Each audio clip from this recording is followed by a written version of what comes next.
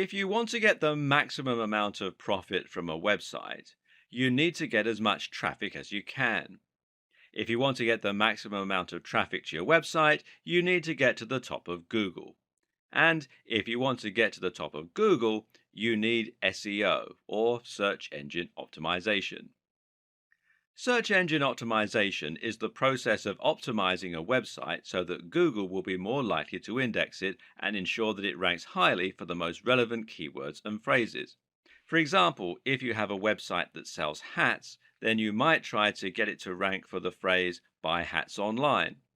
To do this, you will go through an optimization process that would involve both on site and off site strategies. With any luck, you would eventually be able to get your website to the top of the SERPs, that's the search engine results pages, for that term, and thereby attract a huge amount of traffic. More importantly, that traffic would not just be from random visitors, but would instead be from specific people who are looking for hats.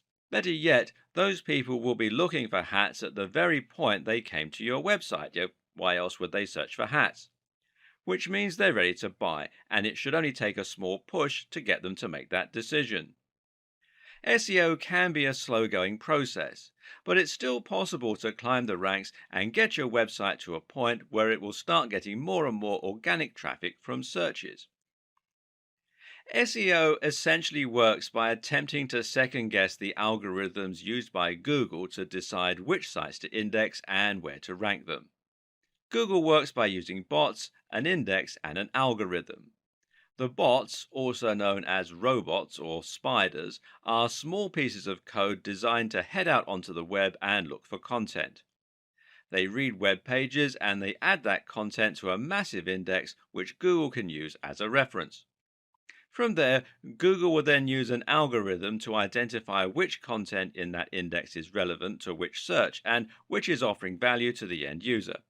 Ultimately, the aim of Google is to help people find interesting content that will be relevant to what they're looking for. This involves a lot of factors, and the algorithm will look at how many links the content has, how visitors behave on that website, and the use of key phrases within the content. If a word or phrase is repeated often enough, then it is possible to deduce that said word or phrase is likely to be the subject matter, and thus should come up in searches for matching terms. SEO basically works by predicting and guessing how the algorithm works, because no one can be completely sure, and then using that information in order to engineer your website to get the maximum number of hits. It means gaming the system, and this in turn can allow you to trick Google into believing that your site should be number one. Of course, it's not quite that simple though, and actually, as we dig deeper, we'll see there are other more efficient ways of looking at SEO. Apart from anything else, Google is constantly updating its algorithms, usually with words beginning with P like penguin, panda, and pigeon, and that means second guessing Google can get you into trouble. Being effective at SEO means having an up to date understanding of how it works and knowing the core principles that underpin the different strategies. That's where this video series comes in. Keep watching and you'll learn which old, outdated strategies you need to avoid, how to work with Google to get the very best results, and how to future-proof your site for upcoming changes. This is the modern guide to SEO for modern marketers and site owners. This is your SEO Bible and your key to unlocking incredible success on the web. We've covered an awful lot of ground and even speculated at what the future of SEO might entail. At this point, you may be wondering where to start and how to put everything you've learned into action. So let's simplify for a moment, shall we? Here are our key takeaways. First off, Google is getting smarter to the point of becoming an AI with a lot of personal information about its users. Google is increasingly understanding what content actually means rather than just what it says. You should not try to trick Google. Work with Google to provide your users with the most relevant, well-informed and entertaining answers to their questions. Prove that you are trustworthy by connecting as closely as possible to high authority sites. Use structured data to further explain your posts. Don't keyword stuff. Write naturally using synonyms, relevant terms, and lots of nouns. Build a brand and focus on consistent quality. Post regularly and build the trust of your users with content marketing. Use guest posts and aim for the sites that have Google's trust already. Think of SEO as one small part of a much more cohesive marketing strategy.